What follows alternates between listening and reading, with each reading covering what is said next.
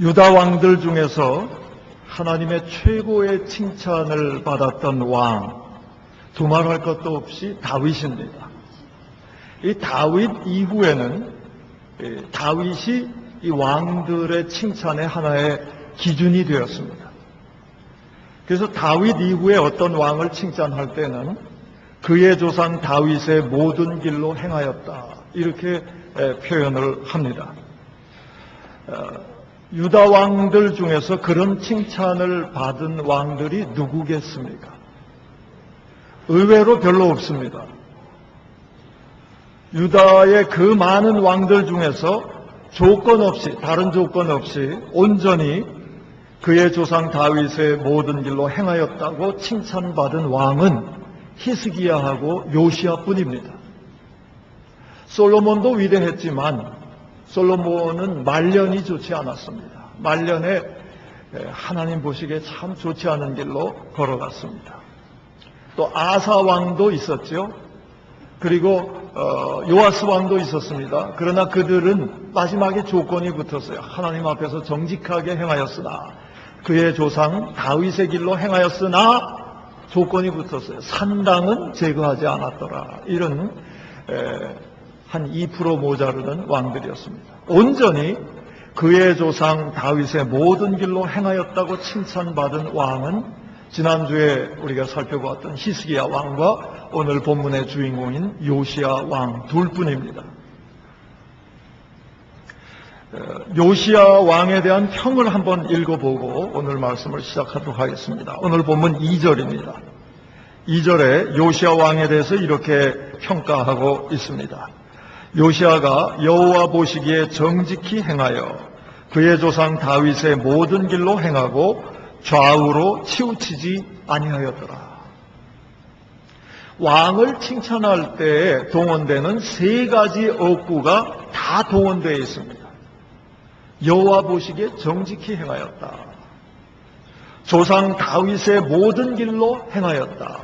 그리고 좌로나 우로나 치우치지 아니하였다. 신명기 17장 20절에 보면 이스라엘 왕의 최고의 모습을 표현한 구절이 나오는데 그것이 바로 좌로나 우로나 치우치지 않는 왕이라는 표현이 나옵니다. 그런 왕은 그 왕만이 아니라 그 후의 후손들이 그 왕위가 장구하리라, 그렇게 신명기 17장 20절에 얘기하고 있습니다. 이렇게 보면 요시야 왕은 한마디로 극찬을 받은 것입니다. 왕에게 칭찬할 수 있는 세 가지 어구를 다 한꺼번에 받은 거예요. 요시야가 어떻게 이토록 하나님의 마음에 들게 되었을까요? 이것이 오늘 말씀의 초점입니다. 요시야 하면은 두 가지가 떠오르죠. 하나는 율법책을 발견했다. 잃어버렸던 율법책을 발견했다. 또 다른 하나는 철저한 개혁을 단행했다. 율법책 발견과 철저한 개혁, 이 두 가지가 요시야 왕의 대명사입니다.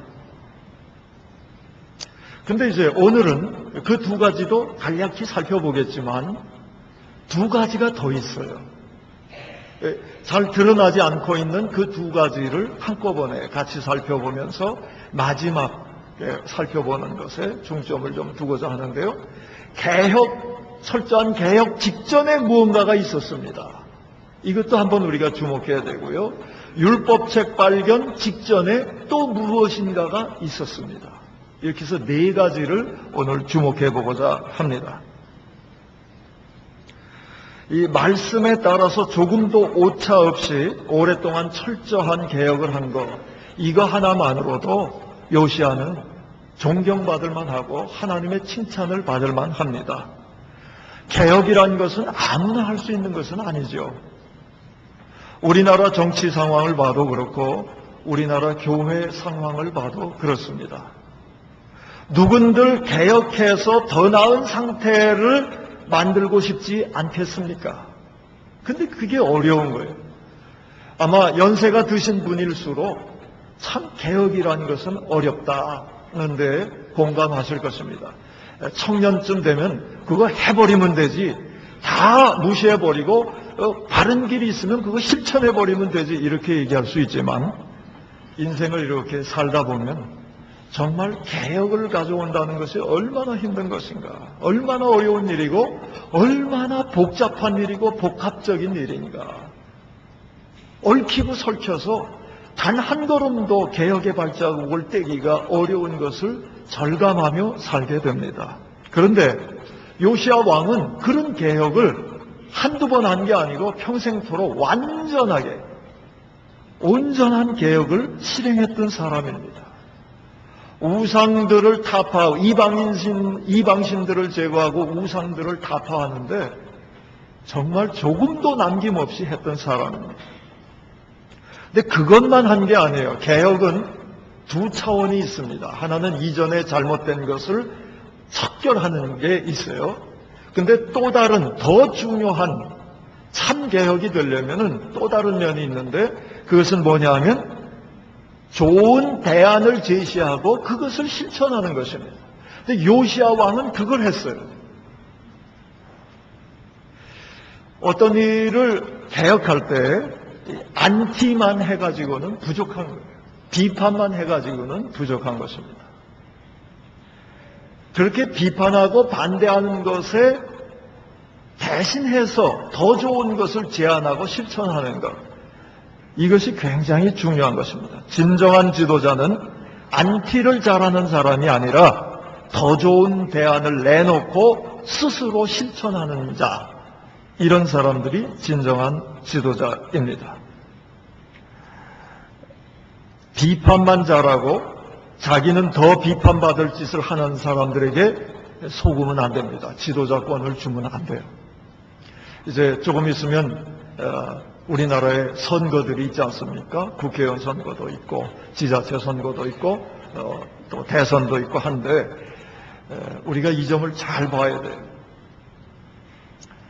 비판만 하는 것이 아니라 대안을 내놓고 그것에 앞장서서 스스로 모범이 되는 사람, 이런 사람이 참된 지도자가 된다는 것입니다.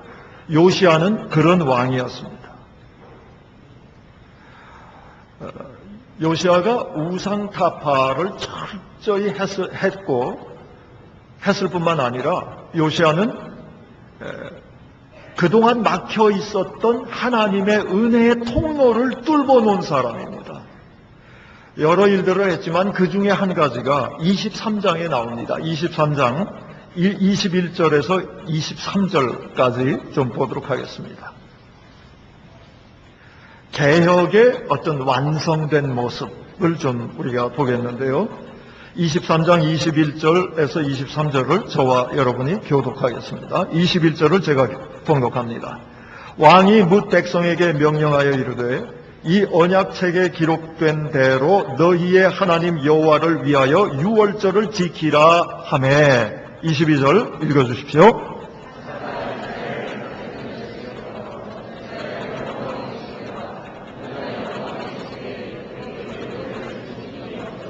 같이 23절 읽습니다.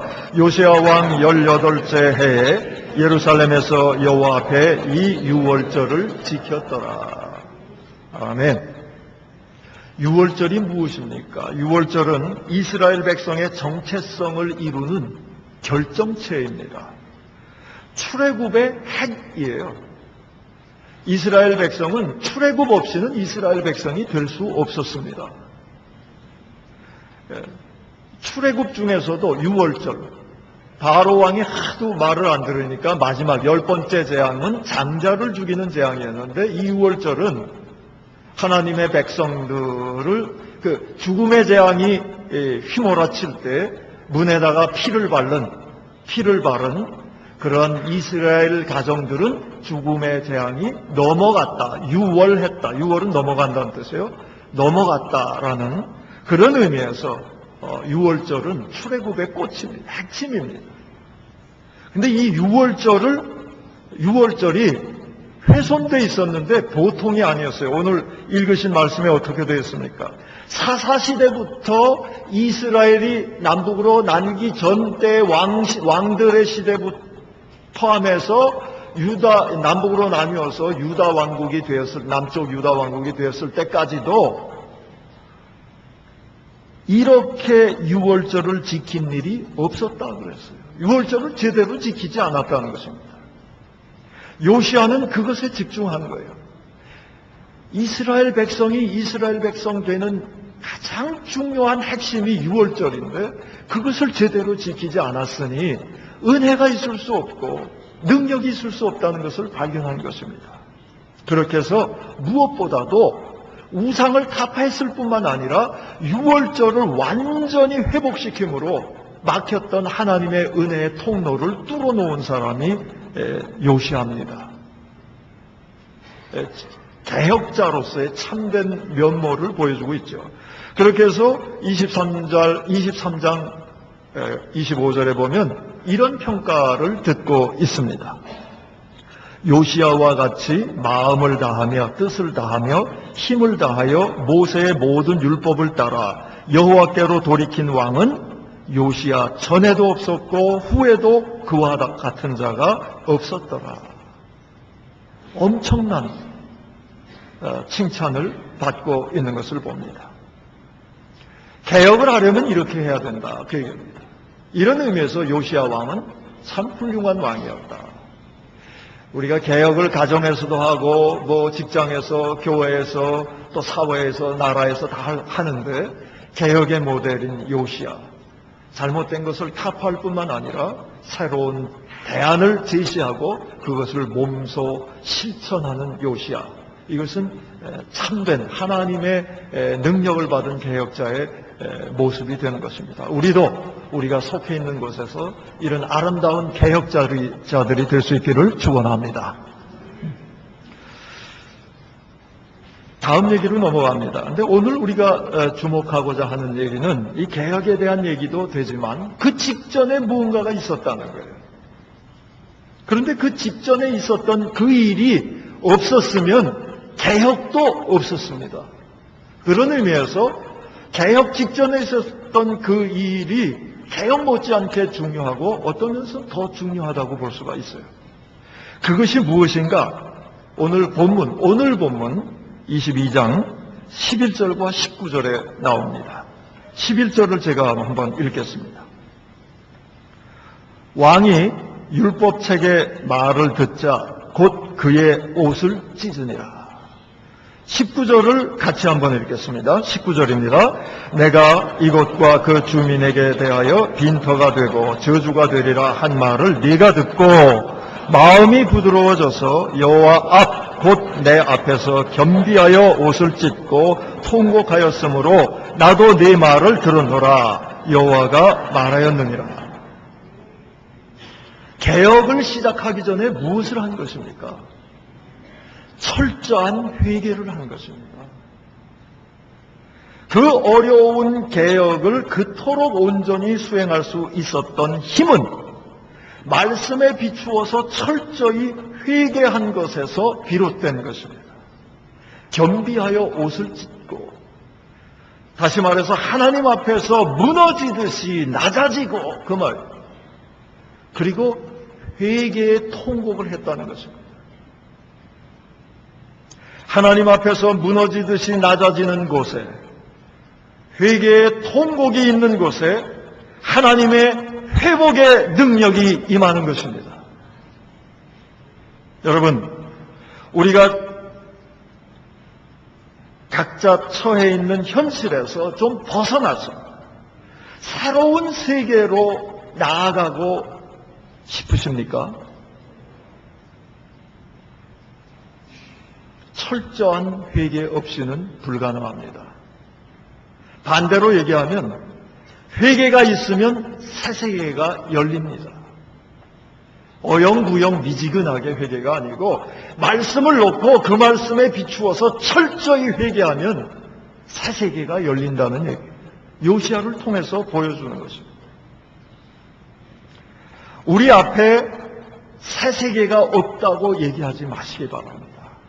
하나님은 우리에게 그리스도 안에서 새로운 피조물 되게 하셨고 새로운 피조물로서의 세계를 늘 열어주고 싶어 하십니다. 문제는 철저한 회개가 없던 거예요. 그게 문제인 거죠.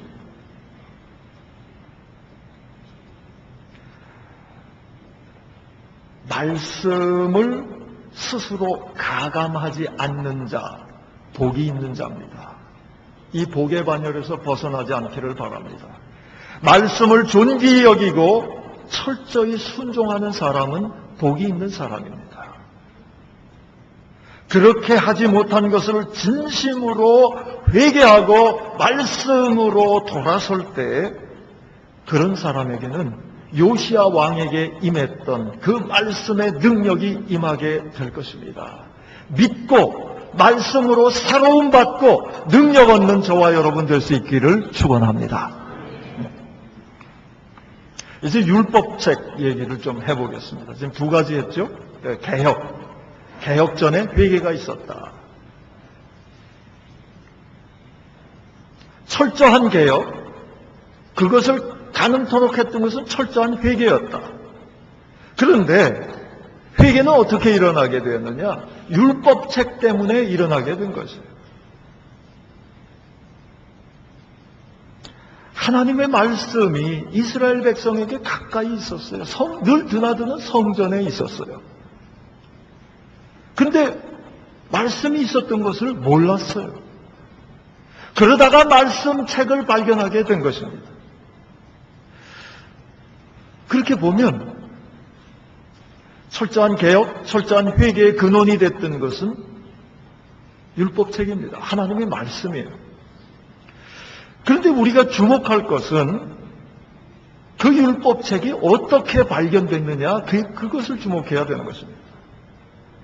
그 얘기가 3절에서 7절까지 나오고 있는데 오늘 말씀의 제목이 들어있는 6절을 먼저 좀 보도록 하겠습니다.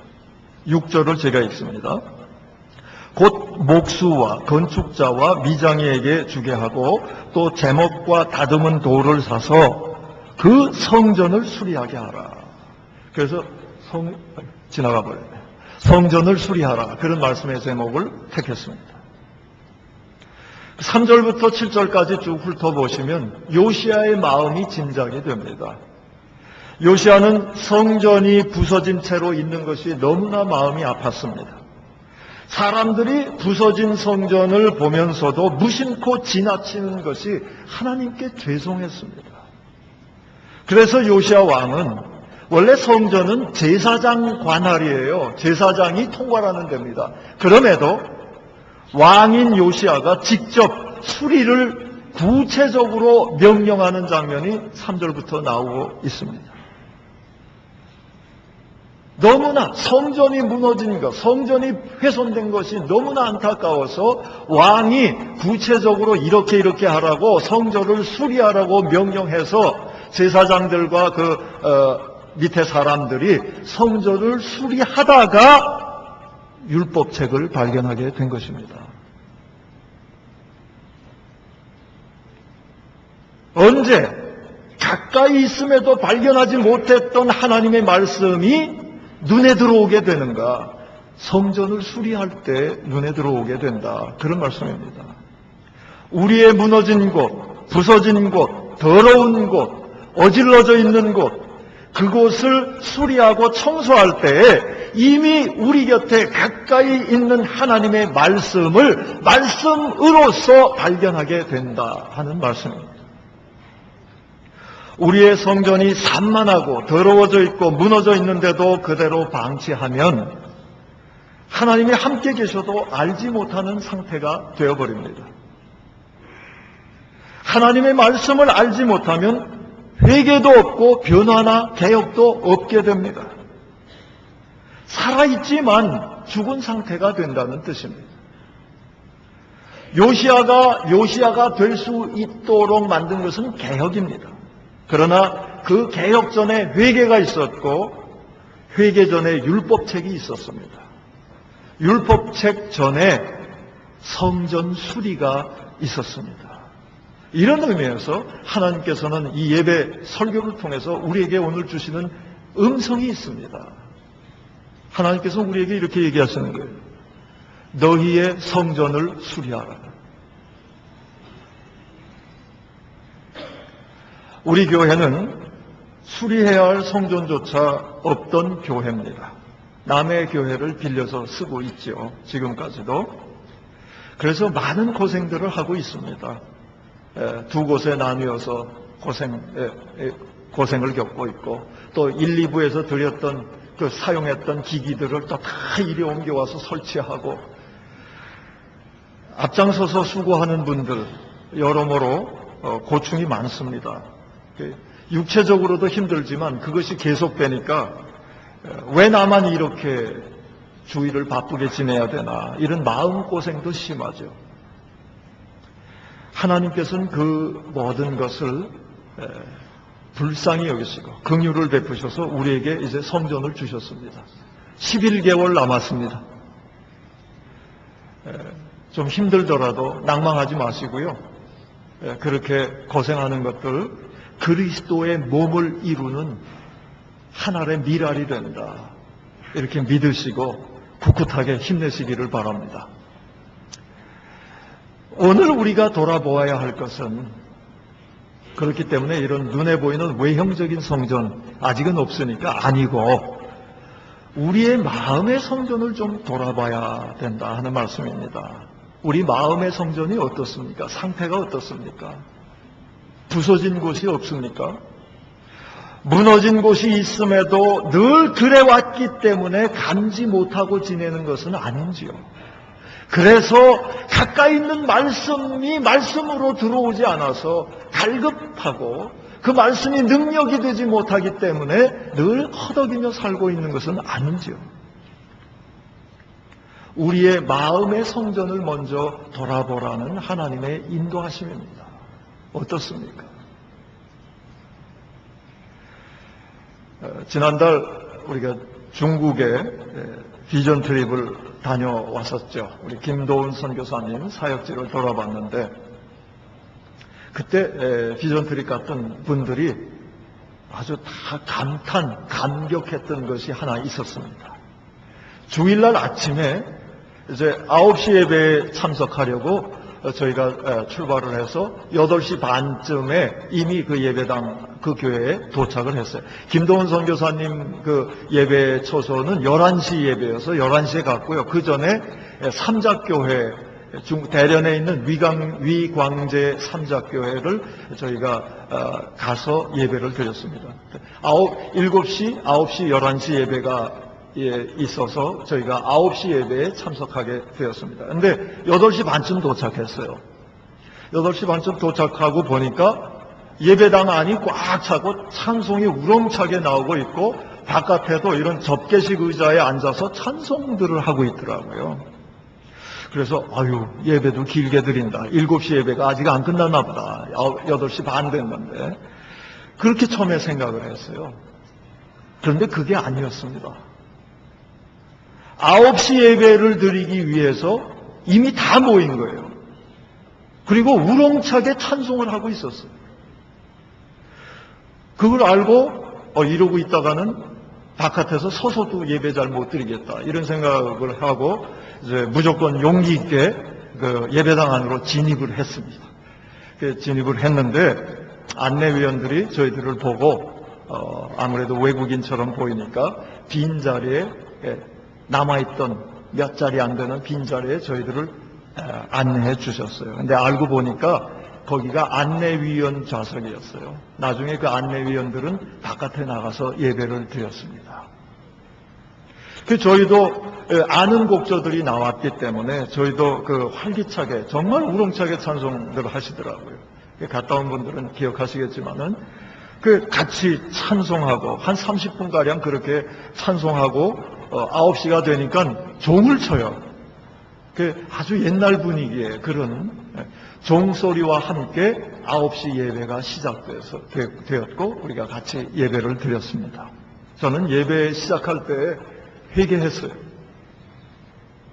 중국 삼자교에 대해서 이러쿵저러쿵 얘기들 많이 했고 저도 했는데 자격이 없다. 삼자교에 대해서 얘기할 자격이 없다. 그렇게 회개했어요.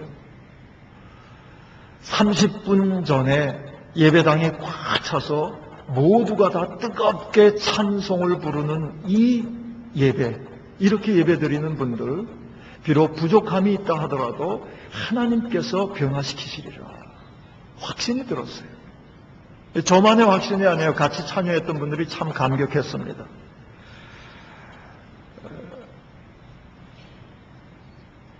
부서진 우리의 마음의 성전부터 수리해야 합니다. 남의 얘기하기 전에 내 마음의 성전 회복해야 하는 것입니다.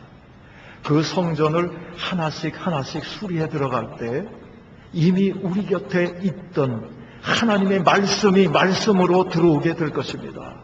그 말씀 앞에서 우리가 회개할 것을 회개할 때에 그 말씀이 능력이 되어서 우리의 삶이 개혁되고 성령으로 새롭게 될 것을 믿습니다. 그 길로 우리가 나갈 수 있기를 바랍니다. 사랑하는 여러분, 하나님께서 오늘 말씀하세요. 너희의 성전을 수리하라. 이 말씀에 정직하게 응답함으로 능력받는 저와 여러분 될 수 있기를 축원합니다. 기도하겠습니다. 제가 대표 기도하기 전에 오늘 주신 말씀을 우리의 삶에 비추어 보는 침묵의 시간을 잠시 갖겠습니다.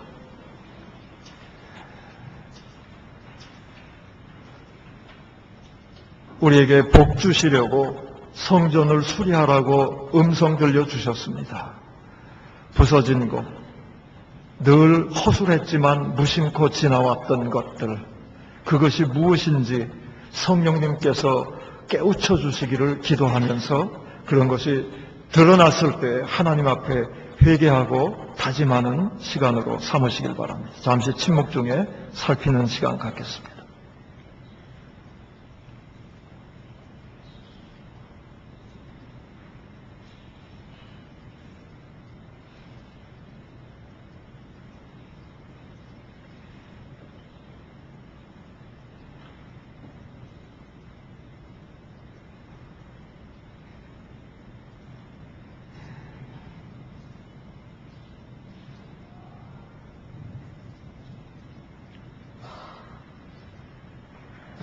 하나님, 저의 성전이 부서져 있습니다. 그럼에도 남의 성전 부서진 것에만 시선을 돌렸습니다. 불쌍히 여겨주시고 참된 회개가 있도록 인도해 주시옵소서. 하나님을 높인다고 살아왔지만 모르는 사이에 하나님을 가볍게 여기며 가장 핵심적인 것조차도 소홀히 여겼음을 회개합니다. 하나님 회복시켜 주시옵소서. 성전을 수리하게 해 주시옵소서. 성전 수리하려고 나섰을 때 하나님의 말씀이 보이게 해 주시옵소서. 보여진 그 말씀으로 우리가 회개하게 하여 주시고 회개할 때 요시야 왕에게 임했던 능력을 우리에게도 풍성히 부어 주시옵소서. 그 능력으로 이 삶을 개혁하며 사회를 바르게 하며 하나님을 증거하는 자로 살아가도록 넉넉한 하나님의 은혜를 부어 주시옵소서. 겸비하여 무릎 꿇고 늘 하나님만을 높이는 자 되게 하시고 말씀 중심으로 삼아 말씀이 우리를 고치시고 새롭게 하며 말씀이 능력되는 삶을 변함없이 살아가도록 하늘의 크신 은혜를 부어 주시옵소서. 예수님의 이름으로 기도하옵나이다. 아멘.